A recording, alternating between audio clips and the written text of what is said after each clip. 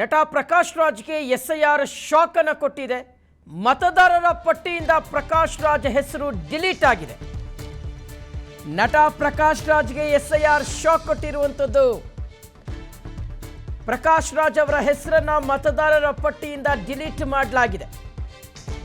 ಕಾರಣ ಏನು ಅಂತ ನೋಡ್ತಾ ಹೋದ್ರೆ, ಒಂದಕ್ಕಿಂತ ಹೆಚ್ಚು ಕ್ಷೇತ್ರಗಳಲ್ಲಿ ಅವರು ಮತದಾನದ ಹಕ್ಕನ್ನು ಹೊಂದಿದ್ದಾರೆ ಅನ್ನುವ ಆರೋಪ. ಪ್ರಕಾಶ್ ರಾಜ್ ಹೆಸರನ್ನ ಕೈಬಿಟ್ಟಿರುವಂಥದ್ದು ಚುನಾವಣಾ ಆಯೋಗ. ಬೆಂಗಳೂರು ಮತದಾರರ ಪಟ್ಟಿಯಿಂದ ಪ್ರಕಾಶ್ ರಾಜ್ ಅವರ ಹೆಸರು ಔಟ್ ಆಗಿದೆ, ಡಿಲೀಟ್ ಆಗಿದೆ. ಖುದ್ದು ಇನ್ಸ್ಟಾಗ್ರಾಮ್ನಲ್ಲೇ ಪ್ರಕಾಶ್ ರಾಜ್ ಅವರು ಮಾಹಿತಿಯನ್ನು ಹಂಚಿಕೊಂಡಿದ್ದಾರೆ. ಸೊ ಬೆಂಗಳೂರಿನಲ್ಲಿ ನಾನು ಒಬ್ಬ ಮತದಾರ, ಆದರೆ ನನ್ನ ಹೆಸರನ್ನೇ ಡಿಲೀಟ್ ಮಾಡಿದ್ದಾರೆ. ನಾನು ಇಲ್ಲೇ ಹುಟ್ಟಿದವನು, ಆ್ಯಕ್ಚುಲಿ ನಾನಿಲ್ಲಿ ಎಲೆಕ್ಷನ್ಗೆ ಕಂಟೆಸ್ಟ್ ಮಾಡಬೇಕು ಅಂತ ಇದ್ದಂಥವನು, ಆದರೆ ನನ್ನ ಹೆಸರನ್ನೇ ಕೈಬಿಟ್ಟಿರುವಂಥದ್ದು ಆಶ್ಚರ್ಯಕರವಾಗ್ತಾ ಇದೆ ಅಂತ ಹೇಳ್ಕೊಂಡಿದ್ದಾರೆ. ಇನ್ಸ್ಟಾಗ್ರಾಮ್ನಲ್ಲಿ ವಿಡಿಯೋವನ್ನು ಹಂಚಿಕೊಂಡಿದ್ದಾರೆ Prakash Raj.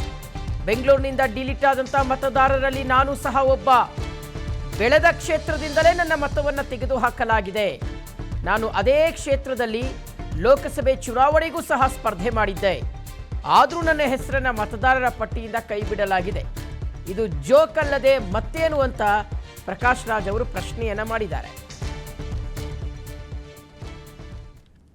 Dear friends, Sathiyo,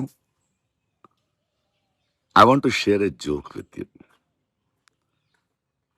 I am one of the 65 lakh voters whose vote right has been deleted from Bangalore constituency after SIR. Nice joke, no? I was born in this constituency. I lived in this constituency. I had my schooling, college, theatre. And for your kind information, I was an MP candidate of this constituency too. Well, the joke is nice. Game on. Let me see what is the process I have to go through. क्या कागज दिखाना पड़ेगा to get back my voter ID. Well, game on.